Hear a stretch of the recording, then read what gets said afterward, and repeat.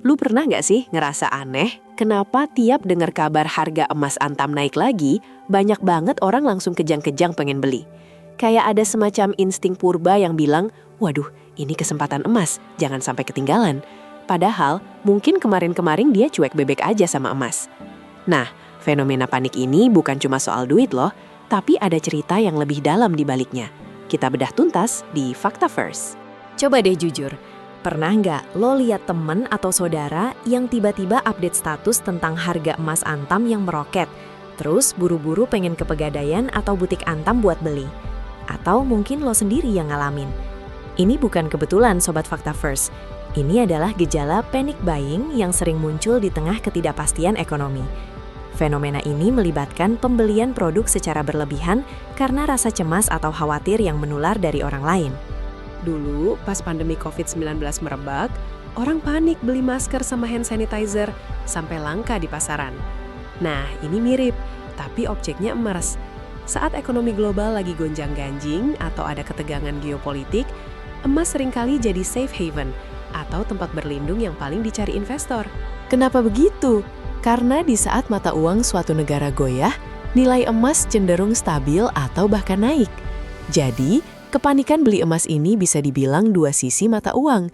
Ada yang beneran ngerti emas itu pelindung nilai, tapi gak sedikit juga yang cuma ikut-ikutan alias kena FOMO akut atau fear of missing out. Mereka takut ketinggalan keuntungan kalau harga emas terus naik. Contohnya gini, si Budi, teman gue, dia nggak pernah tuh ngulik soal investasi. Tapi pas denger di grup WhatsApp harga emas Antam tembus 1.500.000 per gram, langsung deh dia ngajak gue ke butik Antam. Gila Yan, ini momen langka, nanti nyesal kalau gak beli sekarang, katanya panik. Padahal dia nggak tahu historis pergerakan harga emas, fundamentalnya gimana, bahkan tujuannya beli emas itu buat apa. Dia cuma ikut-ikutan euforia orang banyak. Padahal keputusan impulsif kayak gini jarang berujung manis loh. Investasi emas itu butuh kepala dingin dan perencanaan matang, bukan cuma ikut tren sesaat. Padahal dia nggak tahu historis pergerakan harga emas, fundamentalnya gimana, bahkan tujuannya beli emas itu buat apa. Dia cuma ikut-ikutan euforia orang banyak. Padahal keputusan impulsif kayak gini jarang berujung manis loh. Investasi emas itu butuh kepala dingin dan perencanaan matang, bukan cuma ikut tren sesaat. Data historis menunjukkan saat inflasi tinggi dan daya beli uang tergerus, emas itu cenderung meningkat nilainya. Jadi, emas itu berfungsi melindungi nilai kekayaan kita. Ibaratnya, di warung kopi, harga kopi yang tadinya 1.000 perak jadi 5.000 perak dalam 10 tahun. Kalau kamu cuma nyimpan uang kertas 1.000 itu, daya belinya udah kemakan inflasi. Tapi kalau kamu punya emas senilai 1.000 perak dulu, mungkin sekarang emas itu bisa kamu jual buat beli kopi 5.000 perak, bahkan lebih. Itulah kenapa emas sering disebut aset pelindung nilai. Banyak yang salah kaprah mikir kalau beli emas itu bisa bikin kaya mendadak. Begitu harga naik dikit, langsung jual. Padahal investasi emas itu lebih cocok buat jangka menengah sampai panjang, bukan buat sprint jangka pendek. Kalau cuma buat jangka pendek, fluktuasi harga bisa bikin rugi. Misalnya ada cerita si Joko. Dia beli emas pas harganya lagi tinggi-tingginya, berharap seminggu kemudian naik lagi dan bisa dijual untung. Ternyata harga emas malah koreksi dikit. Paniklah si Joko. Dia akhirnya jual rugi karena butuh duit buat bayar cicilan. Ini yang sering terjadi kalau kita nggak paham fungsi sebenarnya emas. Emas itu bukan saham atau kripto yang bisa naik turun drastis dalam waktu singkat dan memberikan keuntungan gede dalam hitungan hari atau minggu. Emas itu ibarat penjaga harta karun kamu. Dia akan melindungi kekayaanmu dari gerusan inflasi dan ketidakpastian ekonomi jangka panjang. Secara historis, emas memang terbukti ampuh melindungi nilai kekayaan di masa krisis. Tahun 1998, pas Indonesia kena krisis moneter, banyak orang yang punya emas justru terselamatkan. Saat nilai mata uang anjlok dan harga-harga kebutuhan pokok melambung, daya beli emas tetap kokoh. Para ahli ekonomi sering menyebut emas punya korelasi negatif sama aset berbasis mata uang kayak saham atau obligasi. Artinya, kalau pasar saham lagi lesu, harga emas seringkali malah naik. Ini yang bikin emas jadi aset yang bagus buat diversifikasi portofolio investasi kita, biar telur kita gak cuma ditaruh di satu keranjang aja. Jadi, kalau kamu berinvestasi emas, pandanglah itu sebagai cara untuk mengamankan daya beli uangmu di masa depan, bukan buat jadi miliarder instan.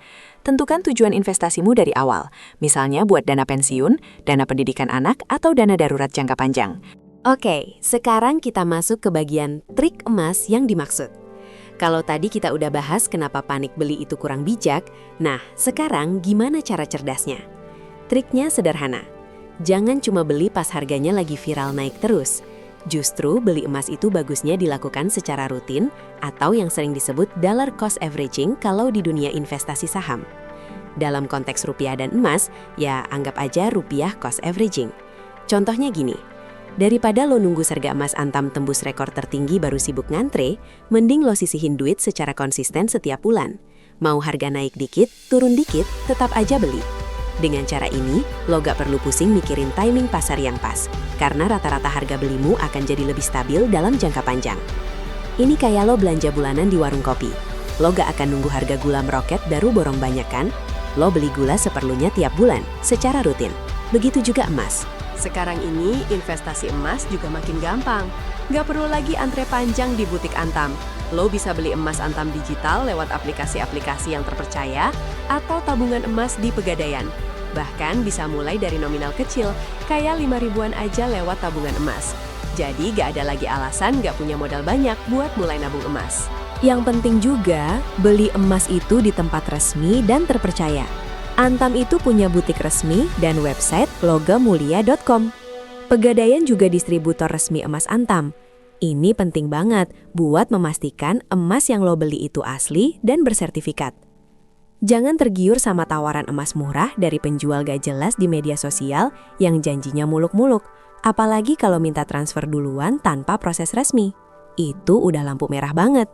Karena nilai emas itu nggak kecil, jadi harus hati-hati dan pertimbangkan matang-matang. Nah, kenapa sih yang sering disebut-sebut itu emas Antam? Apa bedanya sama emas dari toko biasa atau merek lain? Antam atau PT Aneka Tambang Tbk adalah perusahaan BUMN yang memproduksi logam mulia di Indonesia. Emas Antam itu punya reputasi bagus karena kemurniannya terjamin dan bersertifikat internasional, yaitu LBMA atau London Bullion Market Association. Sertifikat ini menjamin kualitas dan kemurnian produk emas Antam. Selain itu, emas Antam juga punya likuiditas yang tinggi. Artinya, kalau lo sewaktu-waktu butuh uang, emas Antam ini gampang banget dijualnya. Lo bisa jual di butik Antam, Pegadaian, atau toko emas terpercaya lainnya. Ini beda sama aset lain kayak properti, yang butuh waktu lama buat dicairin jadi uang. Penting juga untuk tahu, ada selisih harga antara harga beli dan harga jual emas, atau sering disebut spread. Spread ini bisa mencapai 10-15% loh. Makanya, emas itu gak cocok buat investasi jangka pendek yang harapannya untung cepat. Kalau jual dalam waktu singkat, bisa-bisa lo malah rugi karena kepotong spread ini. Tapi kalau untuk jangka panjang, spread ini gak terlalu kerasa, karena potensi kenaikan harganya jauh lebih besar. Jadi intinya, emas Antam itu kayak merek premium di kalangan emas batangan Indonesia. Terpercaya, terjamin mutunya, dan gampang dicairkan.